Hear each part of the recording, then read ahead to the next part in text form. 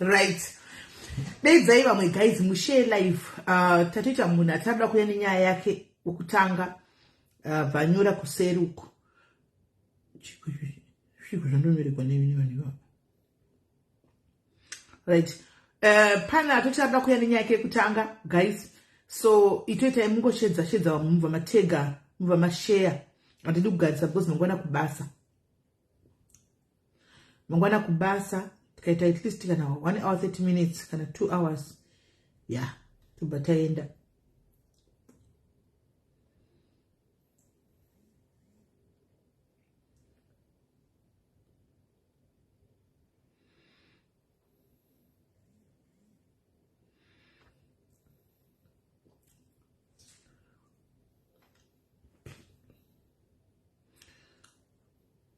Hi Gloria, did you say?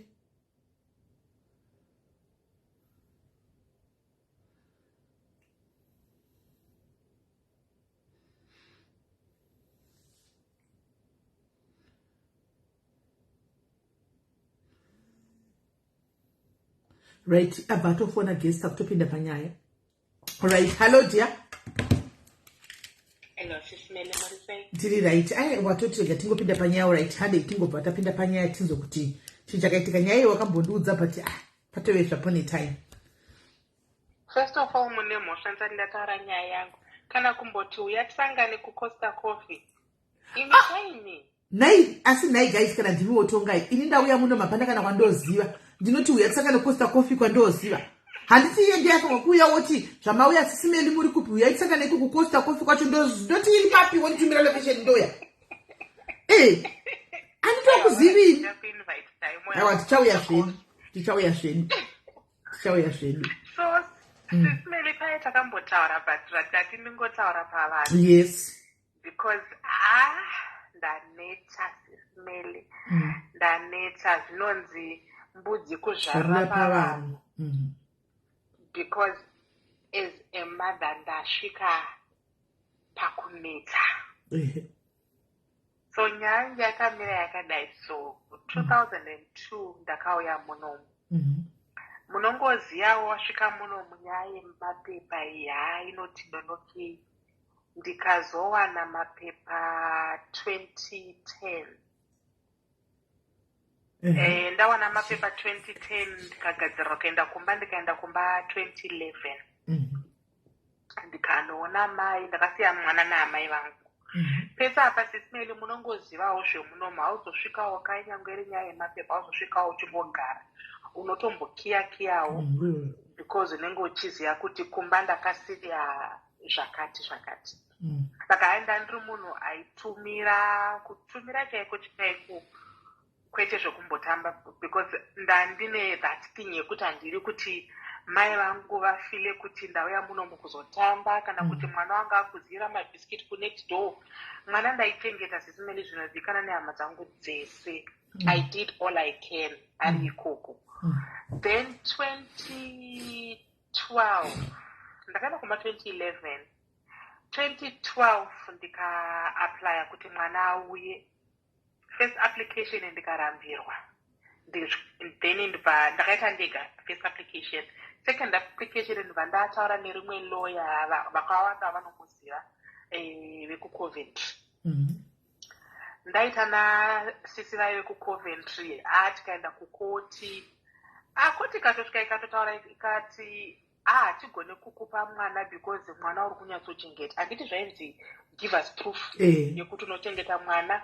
Kutumira mari kwandaita ma300 a month chinzi mwana akagarikawo kuchengeta saka mwana uri kumudii.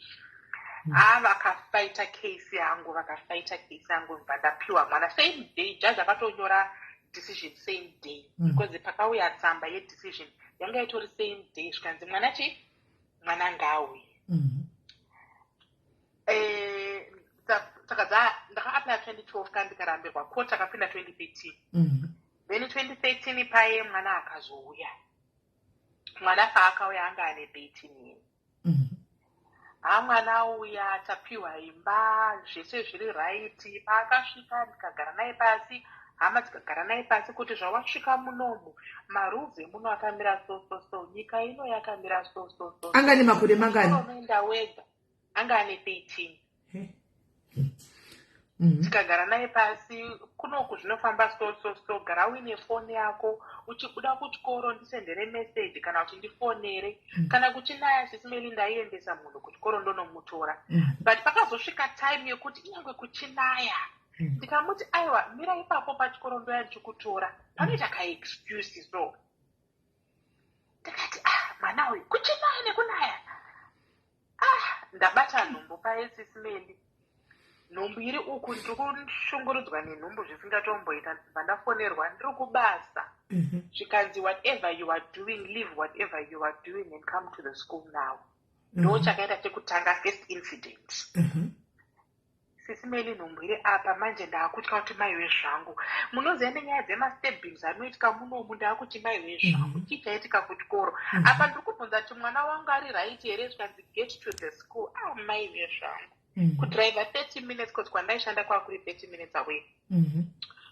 ndasvika kuchikoro kuona sisimeli inonzi chii fire brigade nemapurisa ndikati kochiko tapinda muye kune mune mamwe maparents ndarohwa nehana tasvika pai tagariswa pasi zvikanzi inini wangu mwana ndiye nyakuvhura WhatsApp group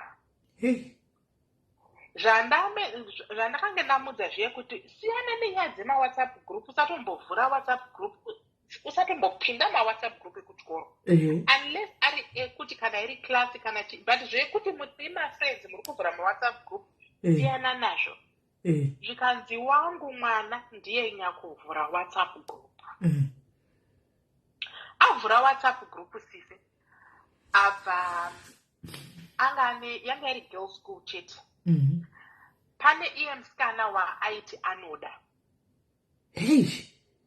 asi musikana uyu anga ane girlfriend yake wako umwana musikana wangu mwana musikana nai mwari wei saka ndofunga akarejectwa neuyu musikana arejectwa kudaro akazvitora hati ndofunga abva afoma whatsapp group akaisa kushamwari twake twemuclass ndofunga vanga vari 5 zvikanzi umwe wacho akataura kuti zvoni vabereki vake vanenge vasiko during the day paweekend handii kumba kwavo vakatanga kuronga zvikanzi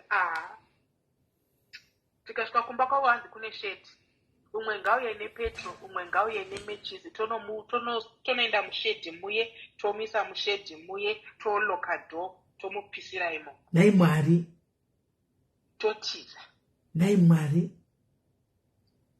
amene kuti kutaura kwevana kutaura kwokusafunga but yanga itori plan and chakaita bed ndechekuti sisimeli vakatoudza mwana uyu kuti kuweekend turi kuya kuzokuona mbakwe unenge uinani handiendi nebrother yangu but brother yangu aswere pamba alright toya kuzokuona saka zvakabva zvaita coincidence yekuti atoudzwa kuti shamwari dziri kuya kuzokuona apa muwhatsapp group vaplana something one wavo ndiye akatengesa plan akanoudza iye musikana wacho uya kuti uyu musikana avhura gurupu and gurupu riya rinongotaura nezvako uri kukatunwa uri kuiswa mavoice note uri kusekwa zvinhu zvaunenge waita muklasi zviri kuiswa imomo and iye zvine zvanzi zveni tiri kuya kuzokupisira mushedhi kumba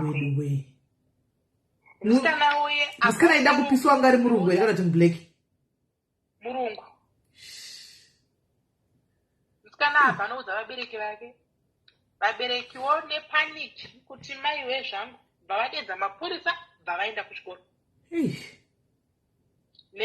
nemameseji abva aonekwa mumafoni kuti ndo mamessages acho aya sisimeli ndakanyara unoshaya kuti unoita sei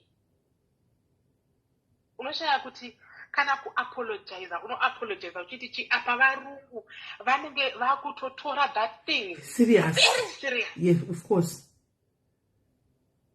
mapurisa akuvaudza nyaya dzeasoni kuti kana ukaita asoni unowana time yakati mujere and since iyi itori plan unenge waakupiwa imwe mhosva futi yekuti it was planned, unenge waakupiwa mhosva yekuti mhosva dzako dzinobva dzawanda, unobva waenda kujuvi. Isimeli ndakaita kugwadama pasi ndikabhega maparents emwana uya ndikati please mwana ndewangu ndokumbura kunotaura naye ndapota hangu. Vachitoti we have to press charges. Ini ndiri munhu mutema ivo marungu kunonzwi kwani. Vanotoda kutoita example pauri pamwana wako ipapo. Iwe mwana wangu hanangu inobva yarova. ndaponera amai vangu kuzimbabwe ndazhamba ndivediwe ndakazhamba musi uyo ndikati nhaivi chii chakadaro chinenge ngozi. Tikaenda kumba ndikasvika inozati unopera simba sisimeri zvokuti unotomboti kambama nonge kana wati kambama zvo zvokuti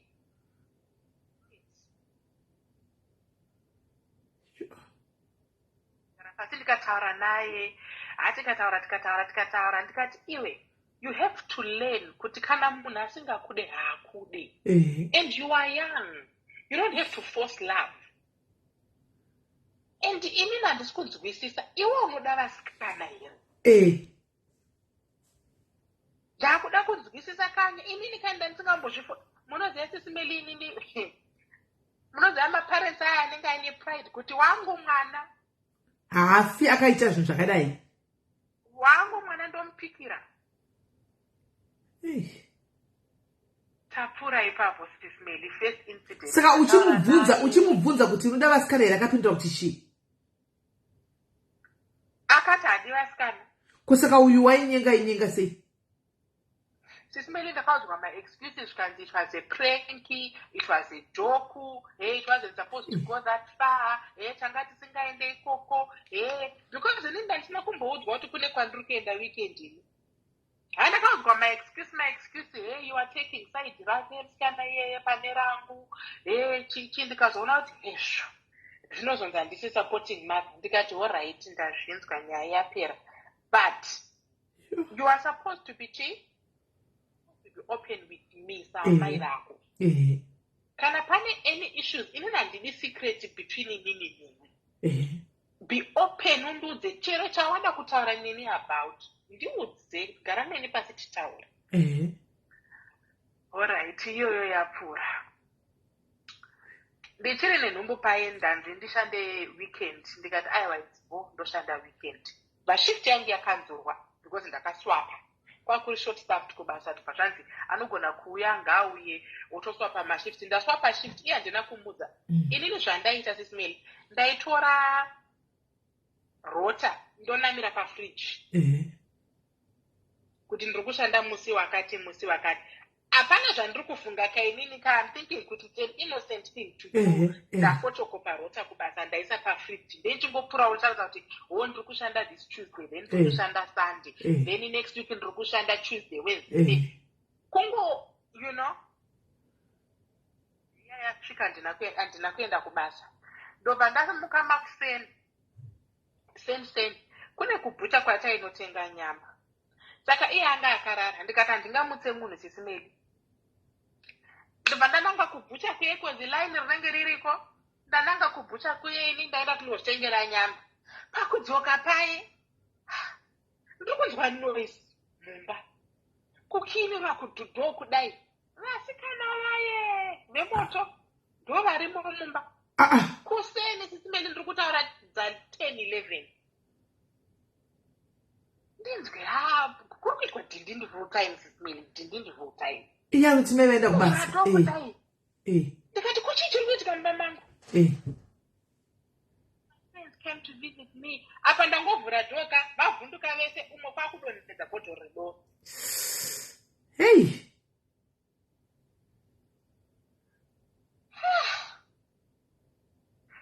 Iwe mwana iwe chii chaunondiitira mba muno? 14 years.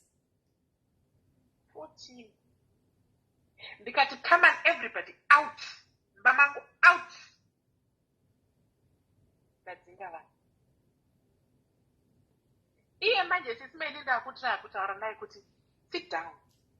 I don't understand kuti chii chiri kuitika muno. Ndaenda kubhucha kunotenga nyama ndakusiya wakarara. Wazomuka nguva iyi kuti shamwari dzadzasvika pana panguva iyi. munhu Sisi Melly, inini ndakagara other side. Ababuda padho speed kubuda mumba akanogogodza mupamwe maneighbor. Luckily maneighbors angu Sisi Melly anga vari maNigerian. Akagogodza vakavhura. Inini ndakuteera kakuti what's going on? Kubva wangobuda mumba speed. Handina kumubata Sisi Melly, handina kumubata. Zvekuti pamwe vanhu vangati wakamurova, handina kumubata. Ndakuenda uyo akukwira pamusoro pemota yaneighbor. Sisi Melly ndakaitirwa kunonzi movie, ndikanzi one step closer and I'll jump. One step. Inini ndiri kuudzwa kunzi if you come one step closer, I will jump. Panzapa. Muneighbor muNigeria noyabuda nemukadzi wake vati nhaiwe chichi. Ndikati mamuna kunzwa noize ngachibuda kumba kwangu chikanzi tafunga kuti pamwe ipati or something hatina mbo. We didn't think anything of it.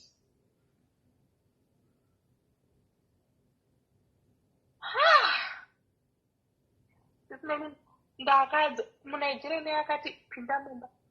Hatidi kujambirwa pano. Pinda mumba. Ndadzokera mumba ndagara zvino ndati nhai Mwari. Ndikafonera amai vangu, ndikafonera hanzvadzi yangu. Hanzvadzi yangu akatopinda mumota akauya speed. Ko chii chiri kuitika? Vataura naye panze aburuka mumota. Aishedzera Sisi Melly zviya zvekuti neighborhood estate yese ngainzwe zvekutaurwa. Estate yese ngainzwe zvekutaurwa. Mutirovisani yanga.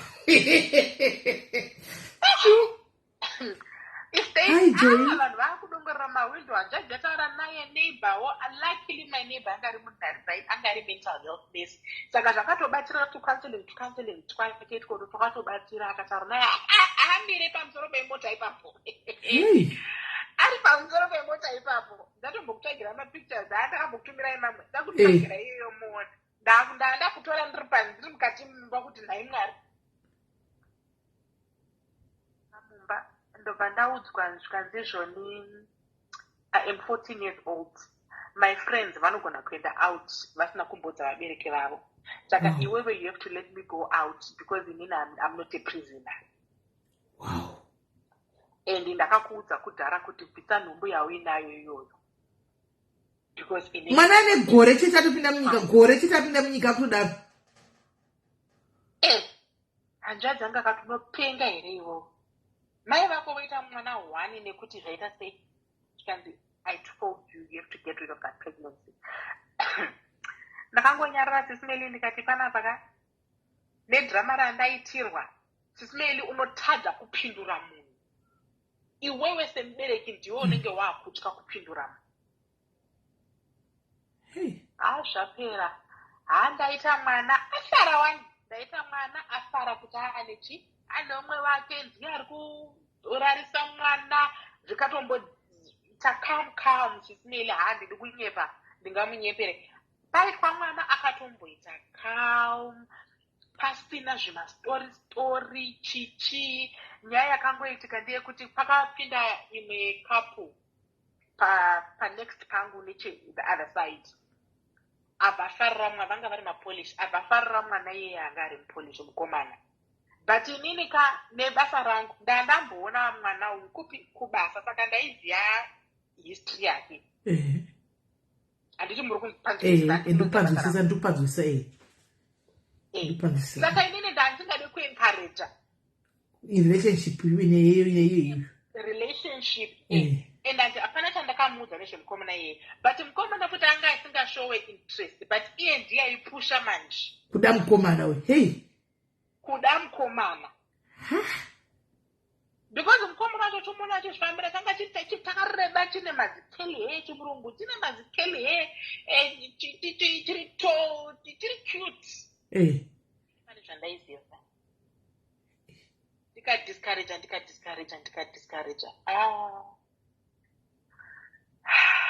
ndikangoti alright ewe ndazviona ndikanyarara. Akamboita kamusismeli pamwana vaidanana nebed brother yake zvezvekuti kana mwana akachema anomutora, mwana anodzoka 2 minutes atorara, vanotamba vese chichi. It was so beautiful. It was so beautiful, sismeli. Kubika munhu akubika because brother anga kugara ari pafoni kuti what are you doing? Tell me your next step. How are you doing in school? Takati nechakati. Both brother ngakamuza ati ukatambudza mai vako Zimbabwe straight. Unodzokera. Saka it's your choice. Umusisi Melly. Ndamuti zvoni ndoda kukuisira mari mukadzi mako cause iye kwaaitiza nditi. Akanga ati kurei kucollege anga ane makore mangani ko 2019.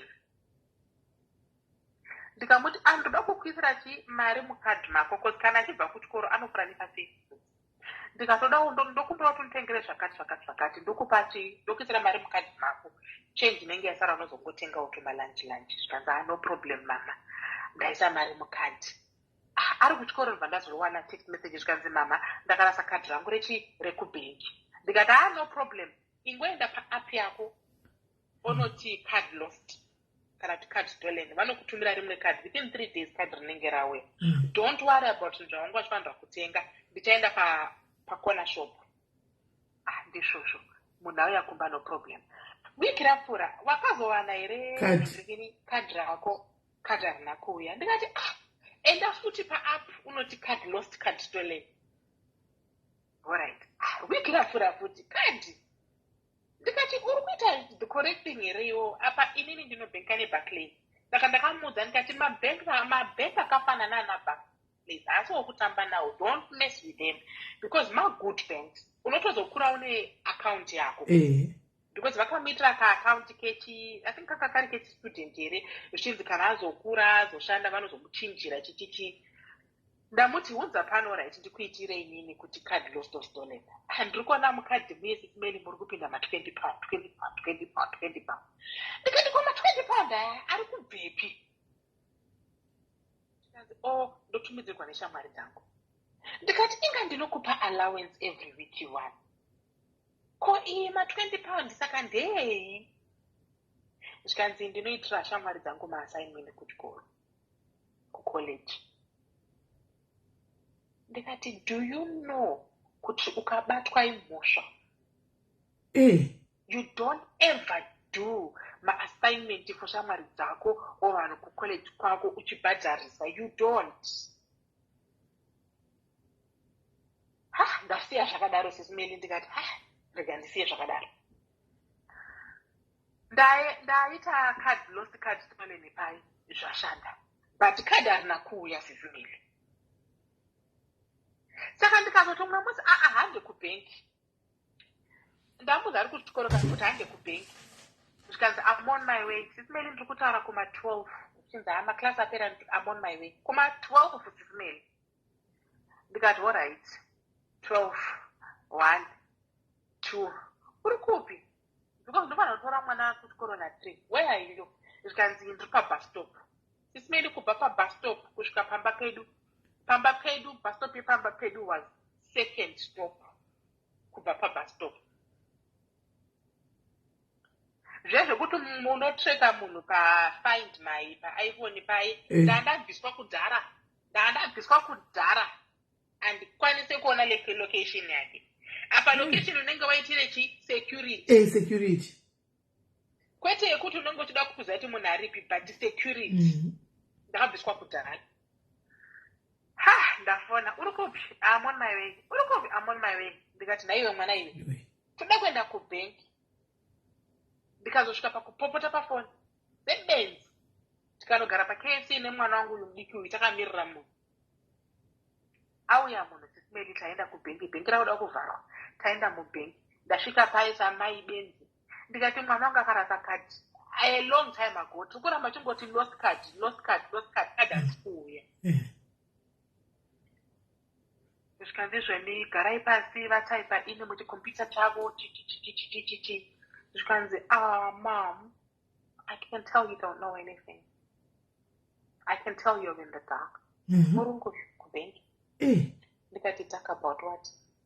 Skanzi, has your daughter told you anything about a bank account? And I got, yes, she told me her card was lost. So we just want a replacement. Mazvano kama unopinda mubenki sisimeli unobuda une card. Mubenki rarasika ukasvaka sakati. Unobuda ne new one. Zvikanzi, no, that's not correct. Your daughter knows exactly what is happening with the bank card. The card is some money. Zvikanzi, Mom, do you know what we call a money mule? Ndikati, money what? Money mule. Because I've never heard of that. Just me, you know that. Munofuna kuti mungochiziya zvinhu pasi pano panyika ka.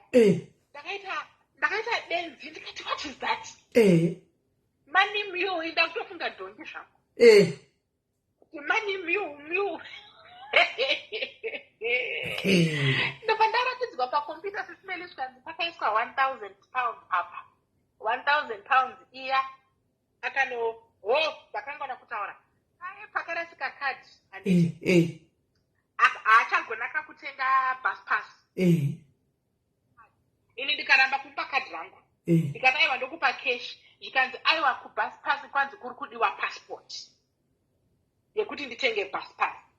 Ini ndikati kumabus pass kwakudiwa mapassport. Zvikanzi kuri kudiwa ID yekuti nditenge. Ndikati aiwa uri kungotenga bus pass kariya reweekly kwete aya no applyirwa reweekly. Zvikanzi aiwa kuri kutodiwa passport. Sisimeli ndakapedzera kukwira bhazi ring. Mukati pamwe nditorei passport pay moon. Ndatora passport tati lands. Paya manje zvakwenzi akaenda kunonzi kuti euro something inochinja mari. Kuma-period change. Kuma-period change. Akanotora iri pakaiswa 1,000 pound ka. Iye akanotora iri 1,000. No, iri 800 euro. Kuma-euro adhipi munari mu-UK. Akanobudisa ari ma-euro iye akasara ndituma 200 pounds. Chakuti apa sisi vari kuhembe kandi ndiri kuona pane manyu jumper, pane manyu trousers, manyu bras. Mwanangu ko hembe ko mapackage ari kusvika aya. Mama hati munoziva pamunondipa pamunondipa 60 pounds pai I'm saving money. Inini ndikacalculate ndikaona kuti ma 60 pound aipamwe zviri kumeka sense.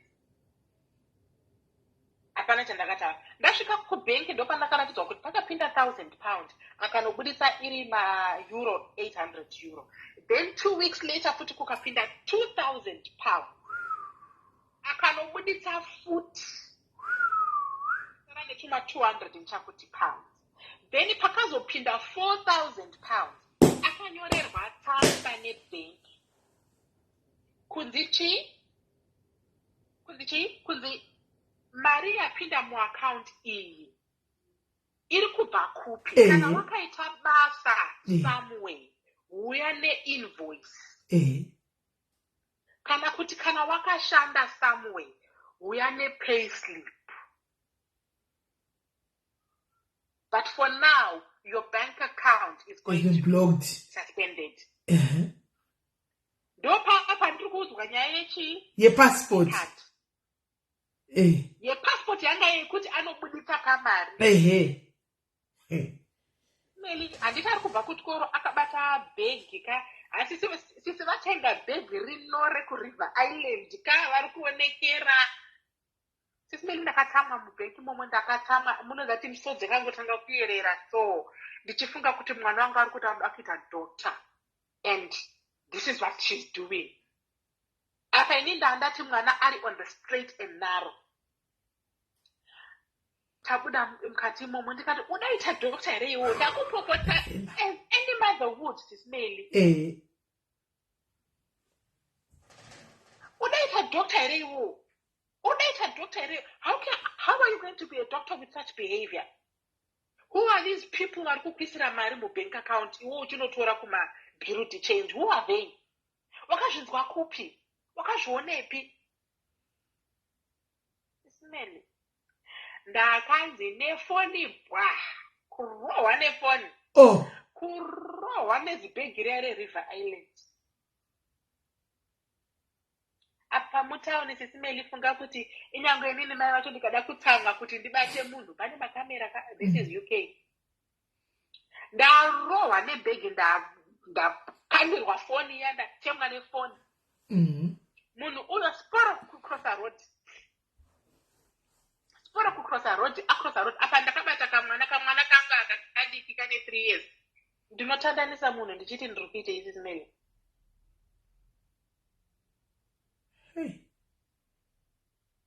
Ndamira uyo aenda nekunana superdrug, aenda uko other side, aenda sekunge ari kuenda kubus station. Ndikati pamwe ari kuenda kumba kwehanzvadzi yangu. Ndafonera hanzvadzi yangu. Hanzvadzi yangu akati ngatisanganei pamba penyu izvezvi, so ndiri kutouya. Tasvika pamba pai. Haana foni, hatigoni kumufonera, foni ndinayo. Foni ndinayo. Saka tinoita sei? Brother yangu akati, munoziva with the rules and malaws emuno mu-UK. Fonerai mapurisa. Iwo mapurisa ndo achataura kuti toita sei. Tafonera mapurisa 999 chaiyo. Chaitika ndechakati. Mwana handisi kuziva kuti atomboenda kupi. Mapurisa anouya speed. Mwanasikana angoenda just like that. Apa vari kutoya kumba CCTV vanenge vatoikumbira kudhara kuti vaone kuti aenda ndikupi. Ndikati apinda mubhasi namba nyingi. Aburukira pakati. Saka imwe timu iri kutaya kuti inomutracer necheikoko.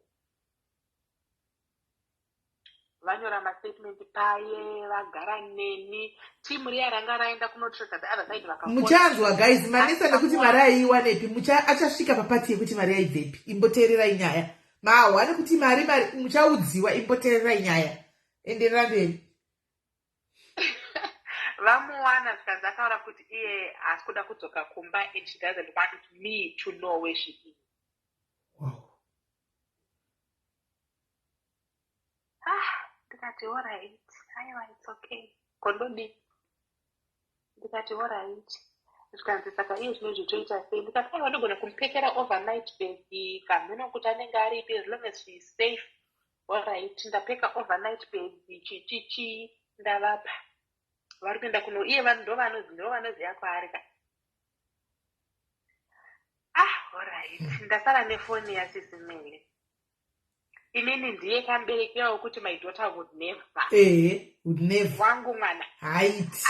Wangu mwana ndomupikira ini. Owami ngeke. Kuvhura foni kudai. Kwane boyfriend. Boyfriend yaya yaigara meno kuda kuwanzi kuPeterborough ere. Kwandiri nekuPeterborough. Sisi vaiti vari kuenda kucollege vachipinda zvavo train Maxeni. Peterborough. Wazodzoka zvavo manheru. Apa ndiri kuti mwana ivirgin. Mwana haasi virgin, haasi still virgin. Iye mukomana wekuPeterborough uye. Ese aye andaiona aye manyuwa. Aitengerwe chii? Aitengerwa boyfriend. Ozvishuta masnapchat chichi. Apa sisika inini wangu mwana apa hangu nomurevera kuti body ane nice body. Ane mazizamu ari very thick, wide, everything. Sisi vaitora mapicha, tora everything. Tumira mukomana. Apa ine ndaichiti mwana wangu nebody yakanaka. Zvichengetedze mwana. Zvichengetedze uchawana mwana wangu uchawana boyfriend. Ichakutreat the right way and he will be happy, you will be happy. Moenda kuuni mese, mo graduate mese, motanga zvokuita kuplana my engagement, wedding, mocha. Mwana wangu, keep the way you're doing. I'm very proud of you. Friday, this is Melika. Wazati unopererwa sembereki, the only thing you can do is kuzhamba. Kuchema. Kuti urare apararike. Kusvika ndanopiwa amitriptyline nadoctor. Kuti ndirare. Agara. handisikuziva kwaari, haasi kuita contact, nothing. Masocial media ndablokwa, hanzvadzi yangu yablokwa. Imwe sista yangu ikambotraya kufona mwana wamaigro wangu, akatraya kufona kuti uri kuiteiko, what's this, what's all this, maiwe. Akaudzwa mawords kana effing this, blinding this and that. You don't tell me what to do. Manje sister yangu munhu she's very short tempered, saka she would not tolerate that from a child, because wake mwana is on the straight and narrow because she's strict.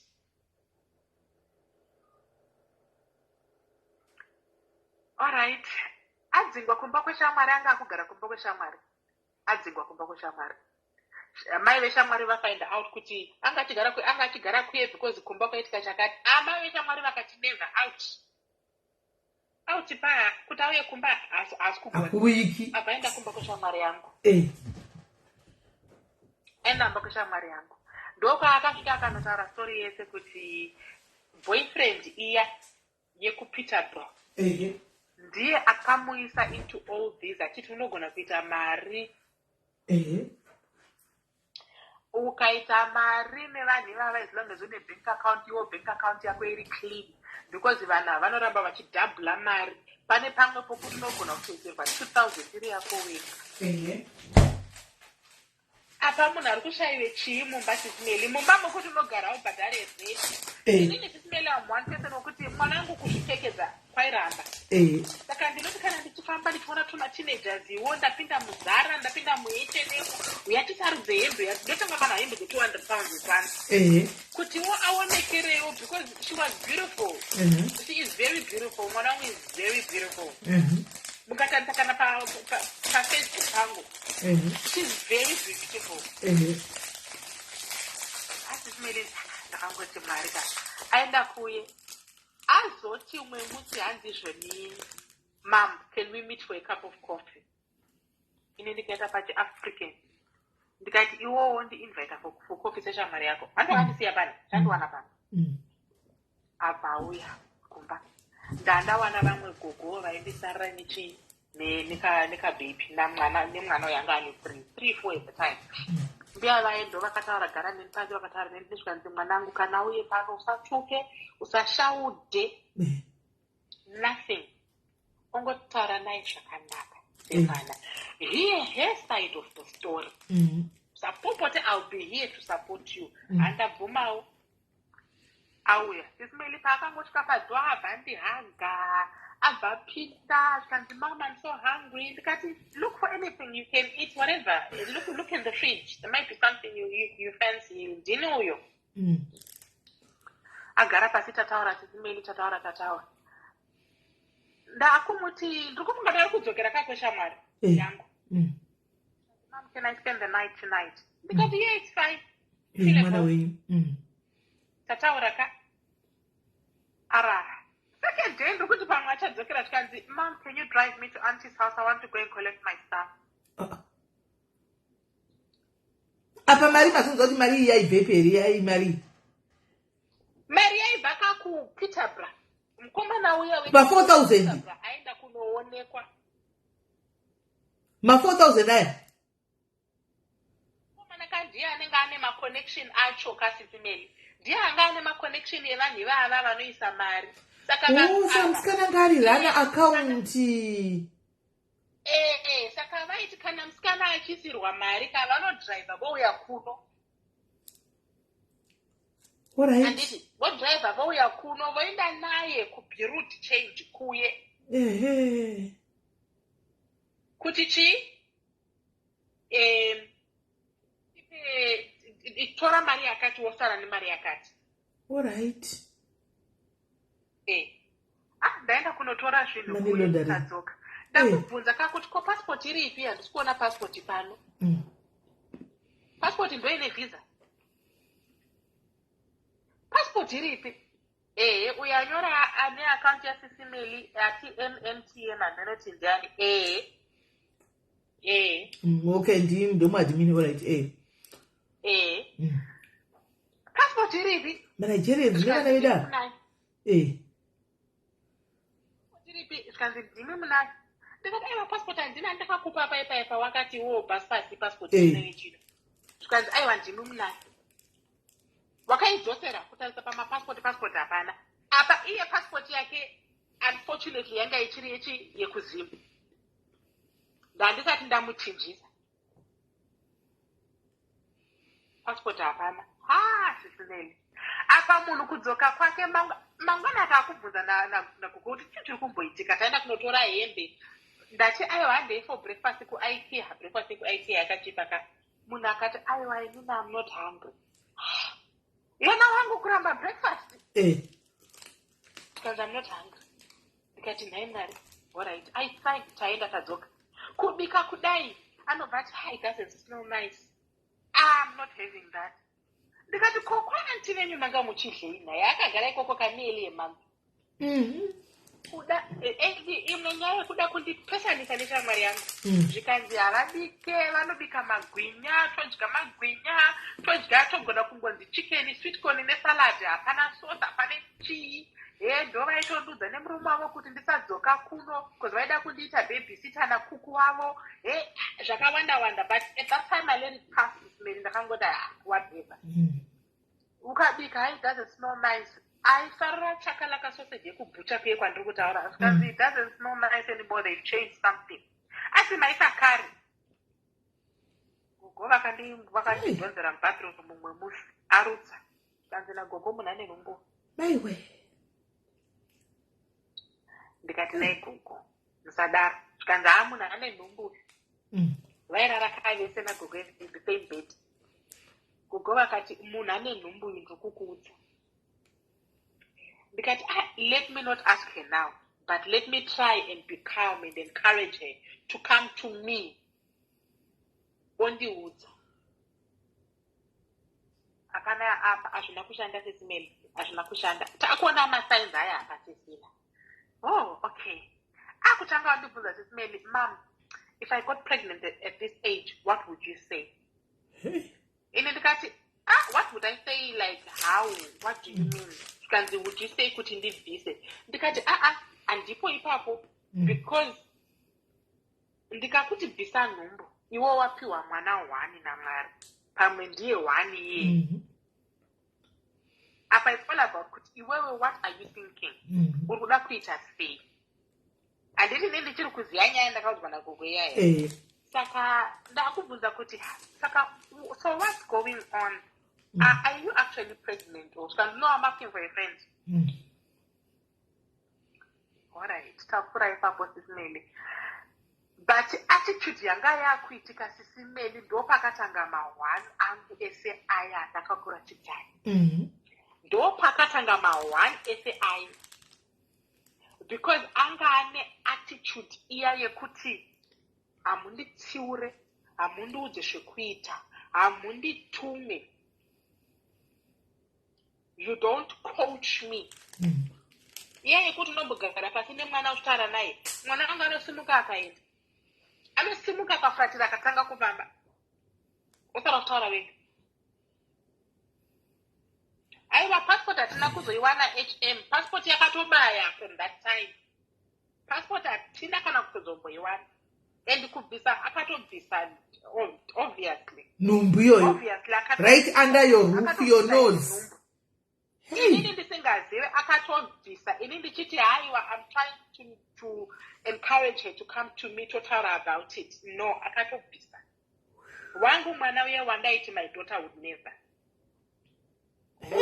wangu iyeye mudwiriwe saka ndakazofondera sisi yangu ndikati kutuma handichagona kutaura handichagona I can't do anything sisimili ndaitambudzika kana kuti ndoti kutsiura munhu kana kukumbira anything anga ane that attitude yekuti ndakambokusiya before ndakakurova ine bhegi ndikakurova ine foni ndikatiza mukangotry anything fane ndiri kuzviita kuti and iye anofunga kuti mapurisa were on the side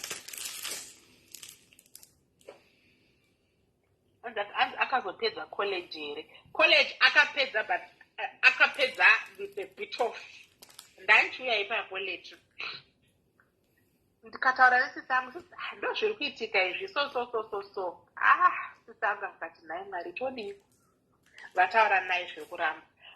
Sisi Melly hapana munhu asina kutaura nemwana wangu. Mamiting hobo. Hama dzichitraya because angari we are the golden child in family. Anti paya akamboenda calm down akaita good. Ndiye akakuitwa maexample naye pafamily. Kuti mwana wanhingi ana mwana wanhingi ari good kumba kwavo, mwana wanhingi anodai, mwana wanhingi hadai. Vasingazivi zviri mumba. Zvimwe unovanza kasibereki hauzotaura zvese.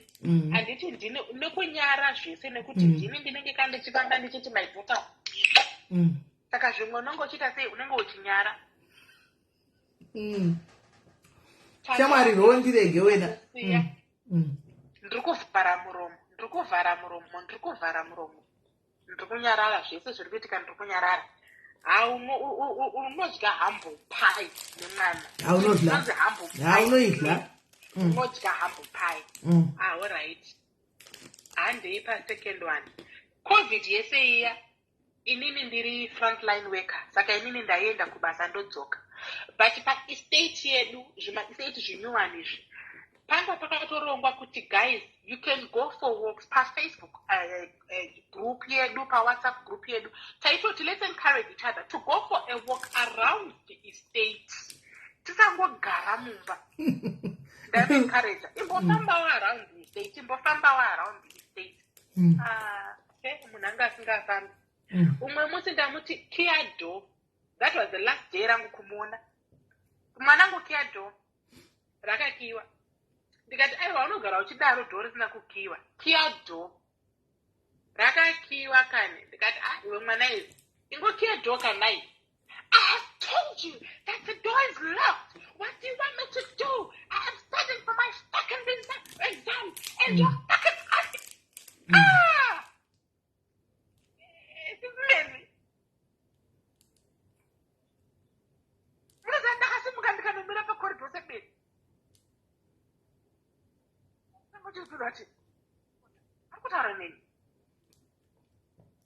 Dai dogwe chemuti warina kana kukiwa. Akangoti atori kuona ndo arina kukiwa. Don't you ever talk to me like that again. Never ever try that nonsense. Ndaenda kunorara. Mapirisi edu aya atinomwa tunorara ka tokangana tomuka makuseni. Everything is okay, everything bo mangwanani everything bo. Ndakundushingota zvapera. Ndaenda ku night shift ndamusiya. Mangwana makuseni kudzoka ndikuona kiri padoo panze.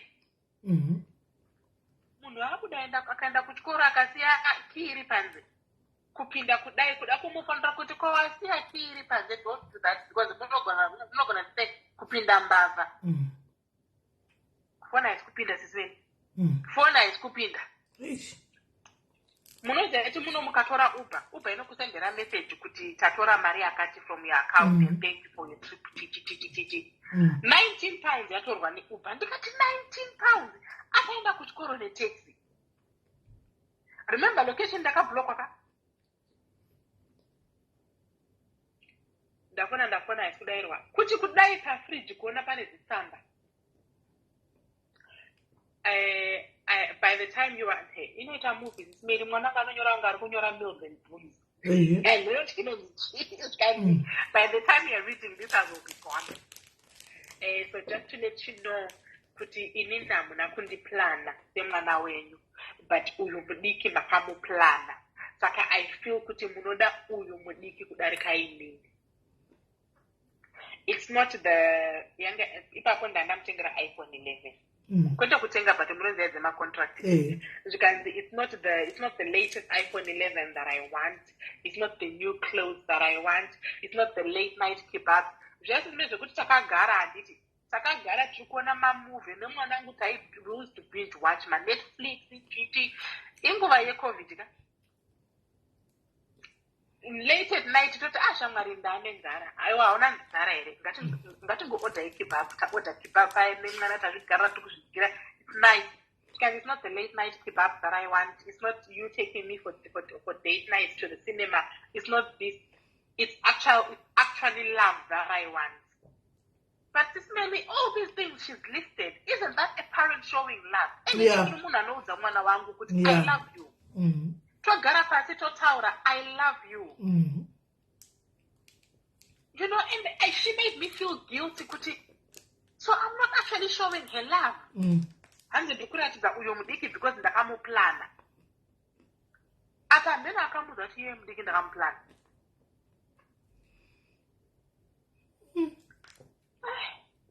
I end again akaka kechitu. Sisi MELLY papa ndikukunyepera enda kapinda munoza depression. Depression here kutunongomuka, so hausikuzia kuti what day it is, what time it is, nothing. Kugeza kuri kurema, kubika kuri kurema. Anything kuita anything kuri kurema. Hama dhanetawo nemwana wangu. And this is not that support yandakambowana at the beginning. And I'm going all right, ndazviona ndodiko Sisi MELLY. Asikuudza munhu kuti aende this time atora hembe dzake dzese, hapana chasara muwardrobe, foni zvese atora twese twaanogona kutora. Ndikati alright, kondodi.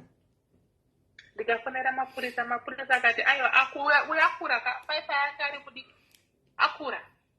Wait for 48 hours. Ona taite contact here. In the meantime, tichangofana kuchikoro kwake tonzwa kuti ari kuuya here kuchikoro. Vafona kucollege, tikanzi kucollege ari kuuya. Tikanzi alright, so there is no hapana nyaya, hapana case. Ndagara Sisi MELLY. Munoziva Sisi MELLY ndakagara I think akaenda 2021. That's 2021. Takatanga futi contact 2022. End of 2022. Akaenda beginning of 2021. Ari kupi pesa? Akaenda first of all akanogara ne boyfriend. Ku college kwanga kwaane boyfriend. Boyfriend egara ega muzimba akachizawo kumba. Akanogara naye. Kuda kuvaviwa chaiko. Achigara neboyfriend paye, then after some time pasame building ipapo akazowanawo flat rake. Awanawo flat rake ipapo, then akazojampana nemuzimba uye akadanana nemunigerian wepanext door. Arambana nemunigerian. Arambana nemunigerian wepanext door akadanana nemumwe mukomana wokuManchester. Arambana nemuManchester akadzokera kune munigerian. Arambana nemunigerian nezve zvakadzokera kune muzimba.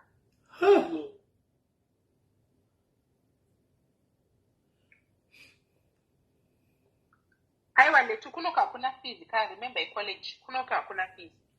Kwandira hakuna fees. Mwana anongoenda zvake kuchikora hakuna fees inobhadhara. In actual fact vanotovapa mari kana adaro ati ari stranded child anotopiwa mari kuchikora. Saka ndazorwara paya ndazobatwa diabetes dzangu neBP dzangu chichi azoudzwa nefamily nemwana wechisangu kuti wabaya kuri kumboda pari kurwara here vakabatwa diabetes. Zvikanzi vanozviitisa mai vangu itaipi yekuti anogona kukunyeperai nese kuti ari kufa nekesa.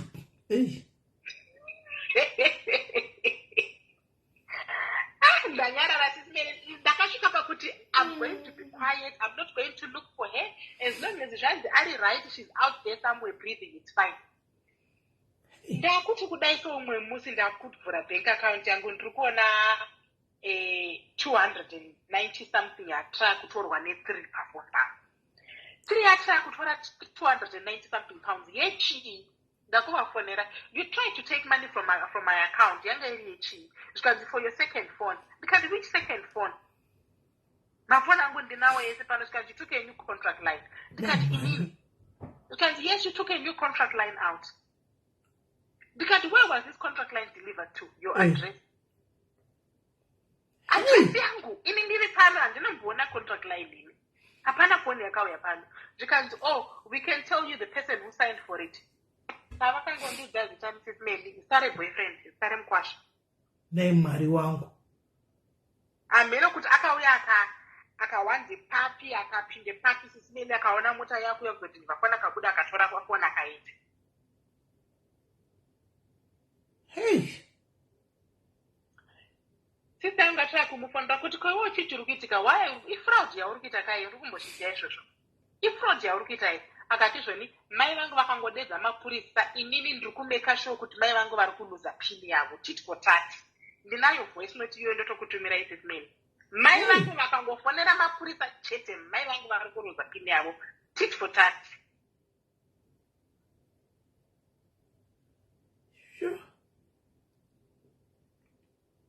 Ndanyarara ndadhila ne3 yangu ndikati bloka ifoni iyoyo itai zvamada inini I didn't take the phone block it.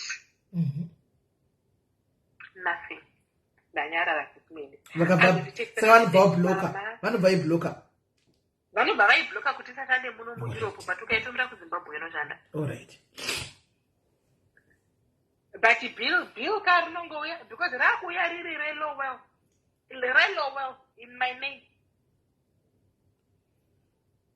uchitobhadhara bhiri remukwasha vidiwei ndoti ini ndinoda kuchengetedzawo credit record yako I don't have a choice. hanzi kudzana ndiyanebezindiyanerakisho kuti kwanditi boyfriend yemwana here asikana ndizvozvo boyfriend yemwana uchida usingadi ungagodi ndizvozvo chaizvo ndizvozvo mukwasha whether I like it or not. Angoteka sisimeli zvikanzi mama ndazwa kuti hamusi kunzwa mushe chichichi aiwa ndiri right ndirikugara kunoku kwakati ndiri kugara naningi ndatoudzwa sare boyfriend ndikati kwakanaka aiwa kurwara ndirikurwara mwanangu but it's not that deep kungotiwo ndiri kungotosagirawo nediabetes dzacho idzi bhodhi yangu haisati yajaira ndiri kuzvibaya but I'm okay. Kanzi mama you to come and see you because mama sure I can't, it's been long. Ndikati pamwewo munhu zvishwa achinja auya kuzondivhizitira first time sisimeli handiri kufara hapana zvakawanda handina kuda kutaura zvakawanda because sista yangu ndiye akafona akataura naye ini ndikati zvamataura matopedza handingachigoni kuti nditaure naye ndokonyararawo because it can't be coming from this side and this side and this side. Auya tafara hadzokera ndakangoti mwana nenungo kungotaura chirongoti mwana nenungo azouya futi sisimeli zvezvandataura kuti haachatiurike sisimeli haachataurike naye manje wese zvinezvi kana iye ane nzara akangonzwa iwo wakubika ndopaanouya akuda kutya kuti amboti mama mabika regai nditsuke maplace azviite ane usimbe usimbe uchapaiwe nawo mwana uya makeni sisimeli anonotora keni yekoko mufridge anditi ouya omwa panapa oisiya pasi pesofa apa pamakumbi esofa apa nditi osimuka pano unotora rimwe achisiya keni riya riri empty pasapa makofi makapi emakofi anenge ari pasi pemakumbi ipapa pemasofa ndini ndinoya ndichizonhonga kungoti kona iwe uri kunditsva basa nai ingonhonga kamakapa ako ongoisa musingi kana ungokandira mutishwasha outora makeni ako sisimeli ndakazodzidza wedrechi slang revana and it's long anokuza kuti oh mam that's long amenoti zvinorevei kubika kudai one day zvikanzi emoda kuti ndibike chii because muri kucomplaina kuti handisi kubika handisi kuita anything ndikati hameno bika anything chiri idzi kanga ndobika sadza racho kuzi munoda sadza racho in the middle of kumona sadza zvikanzi I can't be doing achirovera photo I can't be doing this at my house I don't cook I can order and take away ndikati aiwa siya regedza siya rega ndimona hangu sadza racho maplace aya makaona paimusingai yemapleta yanga akasviba anga akazara kitchen reserve kuti ndodzera cheroro ndodzera cheroro saka renti yaiti my flat aibhadhara nei sisimeli kwandita adult anongena mabenefits kwandita ari musystem okay anongena mabenefits angonobhadharirwa rent kuchikafu inonzi chi universal credit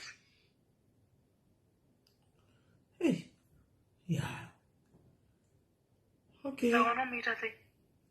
Okay. Sizini akauya pano bhurugwa rinobviswa kudai so ndomuti pfeka mapensi line ndomutengera kana mapensi. Ii ndakariona bhurugwa riya ramwe ramakanditumira. Ndakasimudza maoko kubata musoro kudai. Bhurugwa ramakanditumira riya. Rinongobviswa rongosiiwa ipapo. Kuti ko haunonge mabhurugwa ako. Azvikwadona nei?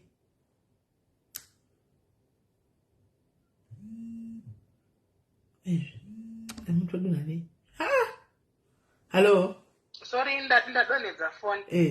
Arina kutsva pakati ranga rakaita zvandizo ndikati kudii bhurugwa randakaona iro. Hai amen.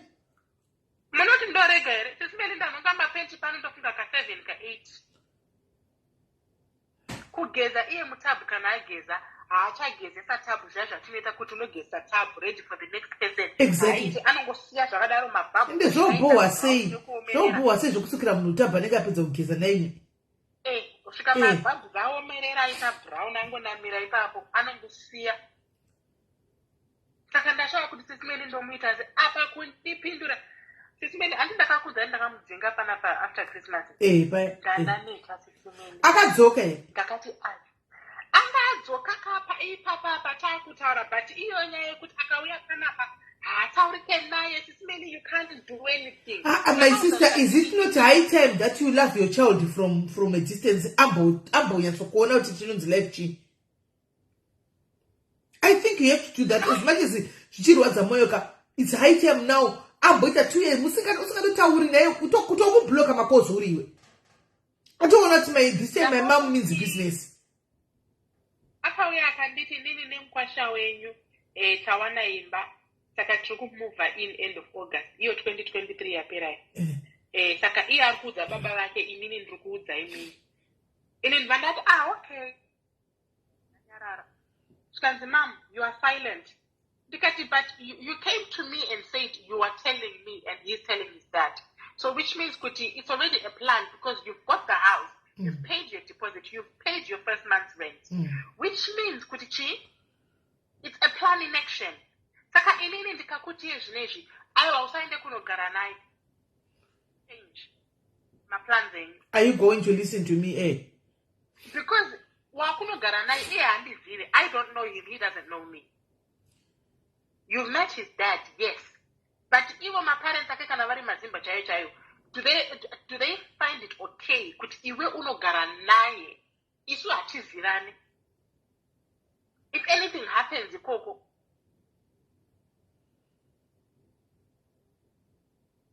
she can say, well, anyway, we are going to be moving in together and that's that. So because okay. Wow. Andina choice kasi Sisimeli andisikupiwa choice yekuti taurai mimi kuti is it okay? Or imimi munoiona sei. But right, iko zvino ave ne18 ngainda akanta yanoita. Ngainda nta yanoita ave ne18 nganoita yanoita. Nozoti madrugs aisamba yandakakuratidza iyaye madrugs yekuhospital yayi. Kuti mwana anoenda out onotora zvaanenge atora ka3 ndichifonerwa neemergency aita overdose. Aita overdose. But kana right anopika Sisimeli kupika kuti I never apana ngazvidischarge ka self discharge muhospital avakunyengerere apa it's self induced. Vari pane vanhu vane DKA, pane vanhu vanouya nezvimamwe ma-conditions ari worse and anenge ari muresearch all the time anondopinda muresearch. And then chokudza kuti research haisi yemunhu wese. Kuti nini I know all these things. Ndomudza kuti research haisi yemunhu wese. For you to be in research, you must be very poorly. Low GCS and everything. Handitereri. Last one ndakafonerwa futi naiye futi am boyfriend about a month ago. Ndamudzinga ipapo February. Zvikanzi ari kuita mafiti. Ndikati ndaiona ndifonda kuti ari kuita mafiti ndiri kure. Overdose again. Overdose again. kutorwa sisimeli munoziva kuti mwana unenge uchimudaka but ndasvika ai mboriga amboenda kona ai kana aiwa kana shomwari chimboriga amboenda ake haanga amboenda zvaukati iwe nochadonha ukafa nebp yacho last time aripanakuzoti ndimudzinge ndairoverwa table achitaura neni achirovera table kudai so achirova table aiwa ndisemngamborova pasi zvake aiwa and ari kuita mind games zveshuwa kuziva kuti maima loves me and maima mabhano zvavanoita and ari kutamba newe zveshuwa and you are allowing it, you are playing along. Izvo zvaripi akubva zvandakamudzinga akatoenda ndamudzinga sisimeni dhirama randakaitirwa andikaitaura pana pachiroverera table apo achiroverera table zvikanzi ini ndikati I don't know what to do. Ndakangoita mhosva yangu sisimeni aitaura nemunhu pafoni ndikati wanga ari kutaura nababa vake ndikati ungataura nababa vako here maiwe don't call him that, call him a same donor because munoziva varume because of all this behavior he wants nothing to do with her unless she changes. Unless she changes. Avatombo munoziva avatomboda baba vake avatomboda tikanzi call him a sperm donor ndikati naiwe mwana iwe inini ndoti baba vako sperm donor tikanzi he's a stranger to me, he's a stranger ndikati ndandina kuzvara nestranger kaini and handingadedze alright mailolo alright mailolo pane munhu ari kutanzi ndokumbotaura newe hanzi I've been going through this for 10 years now. Momupa number dzangu ndikuita kuti ndimbomuedza papicha natimu then ndozokupa namba motaurirana kuseri yarapa connection for bva zvakaoma skana kusvika ndati mwana wangu please hatisimeli papo ndakamerera ndikati please just pack your bags and go akaramba zvikanzi panga pane bag rangu raaida kutakura ndikati aiwa ndokupa imwe suitcase oisira zvinhu zvako ndikanzi if you want pack that bag you're going to pack it yourself. But do you know tape yevana venyu idiyo inogona kuyaita uri abereki kutiza tisimeni munoziva kuti semubereki ndakasvika pakutora foni yangu ndikatanga kurekodha vhidhiyo yekuti if anything happens pano akabva panapa tisimeni akaenda kumapurisa akasiya hembe padhoo akaenda kupolice station asvika kupolice station hamene zvaakataura mapurisa vakati we cannot help you.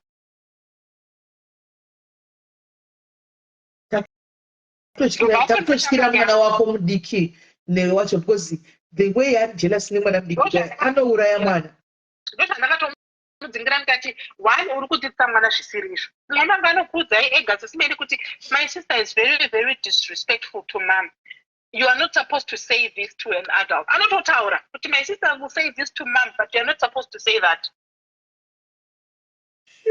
Akafonera shamwari yangu ikati uri kutsvagei kupolice station dai vataura something chekuti vachitora serious mapurisa emunomba asina basa vakaenda kumba vosvika vonotora mwana waita sei akati I don't say. Shamwari yangu ndiyo akauya panozotora hembe dzake dzese tikamupa mari yetransport akakwira akaenda kumba kwake straight away. Saka right now ari kumba kwake neboyfriend. So boyfriend muzimba iyo boyfriend ndio iri kuwacha madhoti iwaya anenge ari mumapendi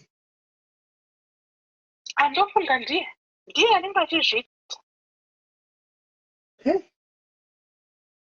but indotoona sokuti you made the right decision yekuti aende chinega ndikudza munhu wangu ende ukamutambira kechituka nditiya munoraigwa mwana kana kunokuvadzwa ndiwe kechi3 because pota haurwirwi piri haarwirwi kechi3 unosara wozotitsara totichemaka wakuvadzikwa mwana because uyu munhu atori nemadrugs 1 2 uyu munhu atori negodo nemunina wake uyu munhu atori nehatred towards resentment towards mai vake andiona unogona kungoura wakungofikisa achifunga kuti handibatwi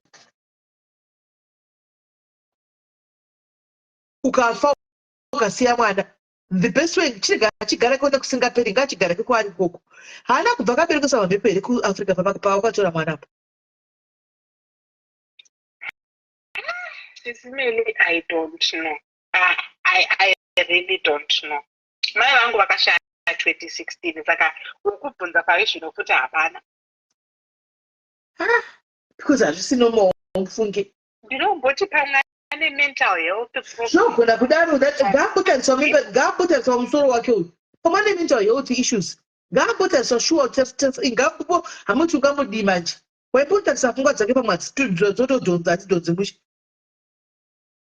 Nokuti mental health dzimotozviziva kuti dzinouya pakasiyana-siyana. Motozviziva ivi.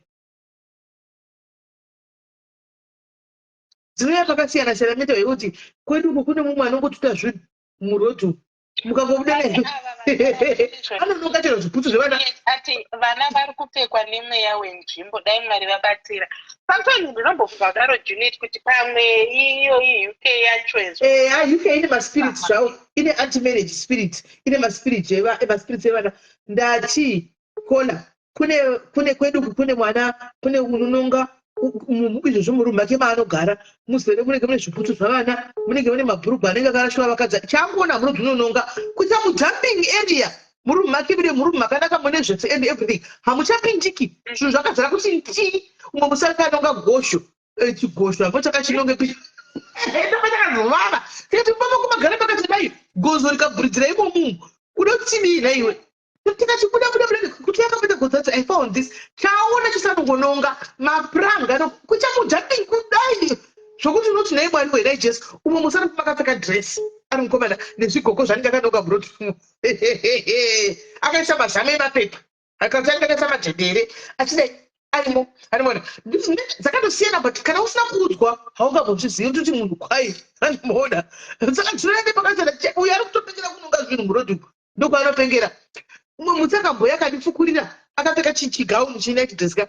ndakatogara ndobva akati neo ndobva ndachiuka zvakudai ndobva ndanzi fuku mazvino kutichiza zvigaro zvepingi zviya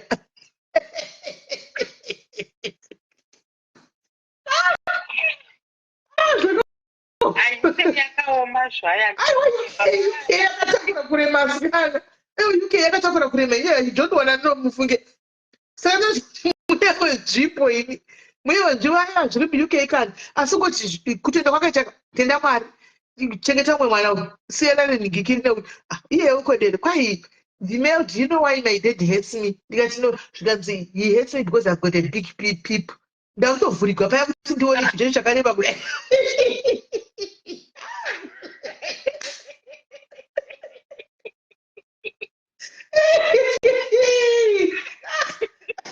Kabasa kinaka. Unombotaka kuda ndakati boti bachapisira to bafana bachapata ndakungopengawo. Chapato kupengawo.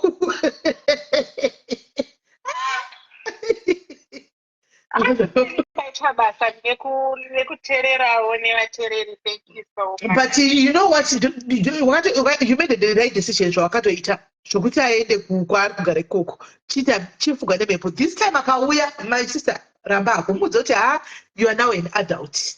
Kana zvokuti uchazogara pana pazviti iwe kana tisangana kucoffee mutown and make sure kuti pacoffee yako ipo uripo sora kana unotsigwa drug coffee kana kuyandigwa madrugs muhandbag. Kana kuplandegwa madrugs muhandbag. Be careful. Be very careful. I know kuti mwoyo wokuzvara unotombozodemba kuti mwana wangu pasi pamunosangana chero kumba ngachaseuya hake pamunosangana kana ungave kunandaza kana kuti kupi vekishapegera kutochapa makumba ako chikafu wakabudisa sokudai uchiona because unoisigwa zvokati kana kuplandegwa drug kuti unoti uchibuda kudai unobatwa ukabva utorwa pini iyo. Kana kukombe kwacho kunotyisa kumboenda sisimende handidi kunyepa. But this is your time, you have your peace of mind. At least you made all the efforts to look kuti mwana apinde muEurope. Apinda muEurope ndiye akadecide kuti musikazwa yake wazama usamaipa unogona kusvika pakutorohwa nemafoni. Saka aiwa tisiyana zvako naye. Sometimes we love these people from afar. Kana azongozi adi unotora kana ogwara kana kuti adiya mhine kwaari koko, but you try to live best as a mom. And mitemo yemunomu yakadhakwa when it comes to ana. Yakadhakwa atoparara mwana uchiona kudetsa ubvunzi kana kumubata. It's going to tell you isu. You can't. You can't. Atoparara mwana uchiona kudetsa. And akatoripotera mutemo unoutira side remwana kunzi mwana hanyepi. Toxic daughter chaiyo mwana wake. But it's okay, my sister, all is well. Thank you very much, my sister, for sharing the story. Don't forget to know what UK Africa Masi. So thank you very much, guys. History of Muma Wedu, Mamun's go to Kusagana Naso. Muana. Kunonzi paya. Ngapti protective yoti yake right now to ne freedom ne happiness we asipo. Gagare kuko benzushi. Harimona. Vana vanoshungurudza guys. Kunonzoka zvakasikira muchitende paya vanyepi vaya. Avanyepi vakachaka zvakasikira muchitende because mai anzi daiti wangu adaro.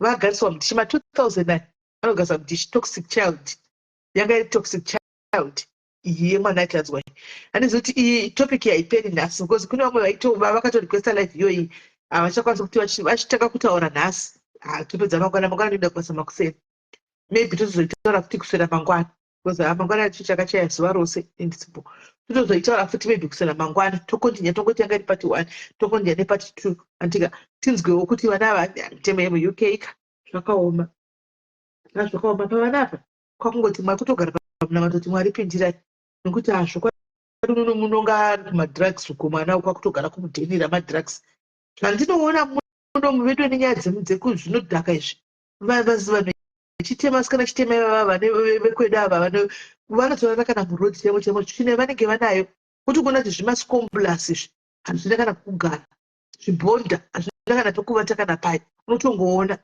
handimaona vana kuti zvibvunzo saka mubereki ari kuafrica ari kuti mwana wangu ari kueurope ndo europe yaari here chiri chibhonda chiscomblas munhu nezino ndaitobvunza munhu makanga auya aitsvaga munhu pedu shamwari achiita shamwari ikati iwe where are you from zera rako iro rako are you not supposed to be at school zvikanzi anotogara pasi pebridge uko newangu munhu wacho wanga aringa zvikanzi anotogara pasi pebridge apa pakadaiso ndikati apa akapinda vanhu vachimwa tii handiti vanhu vachimwa tii pepe akatosvika nekutokumbira tii kunyatsokuona kuti ane nzara tikati imi shamwari yacho raimipe nekapu dzenyu kumitire mupe nekapu dzenyu utodza munhu anitori nenzara zvakaoma zvousatsikani bvunzai vanhu vari muuk ava vanoona paonoziva kunoitikwa zvokusvuta izvi muone zvousatisi but ungadini kana adzaidhake zvongangoenda akanosvuta ake ariko ameni kodi haumubati ukamubata unosungwa ukati umutsiura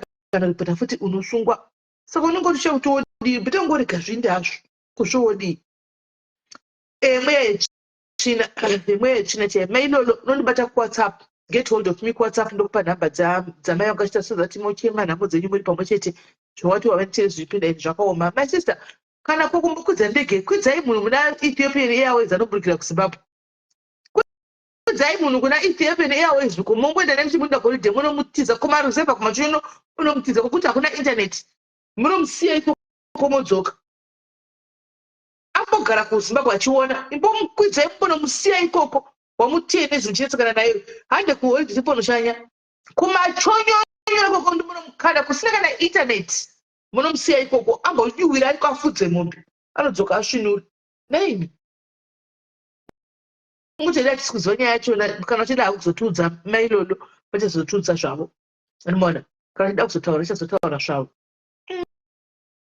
It's good, please protect our children. You can know them midway. Asi zvakafanana mugoni weperedu asina unongochi I'm trying my level best vana ava unongochirwa chekuseri uripo ungavagona Julie iwo ma2009 zvinoita kunge zvimasvikiro chaiko chakuita zvimasvikiro chaiko zvin'anga chaiko chaizvo zvivana izvozvizvo hey kwanzi pane mwana akanzarwo then my friends put him together saka adzoka kanopinda babani naye ugokavakimba akanosvikira plus hata machinyo kuti hakuna kana foni ndokwanonogara tora nefoni kusina kana intaneti tione kuti anodzoka vanotaura navo nepai avanavo kutounganidza mari yetiketi vana kuti dzoka iwe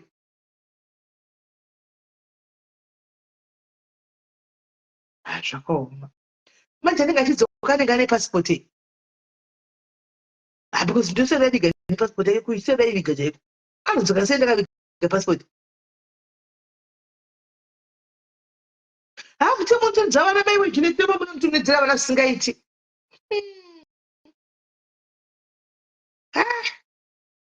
mene vasikana mungwaisawo kuna mwari kungoti Mwari vanoita tingoisawo kuna Mwari todii.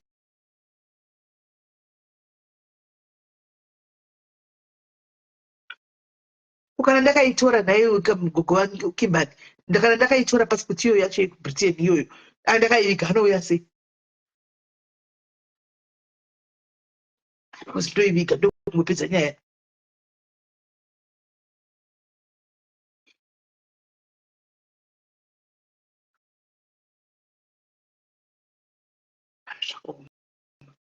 Bedwe saka tokondia topic yedu andika tokondia topic yedu nakupera. Hanzi vanoenda kuembassy. Yo. Zvaitori zvizvana zvazvitori zvimanjuzu chaizvo. Zvinganga chaizvo. Zvakaoma guys, movata zvakanaka nditika rescue the person. Unorescue mwana kuZimbabwe uchinzi kwai mwana wedu kunototogwa kunoku.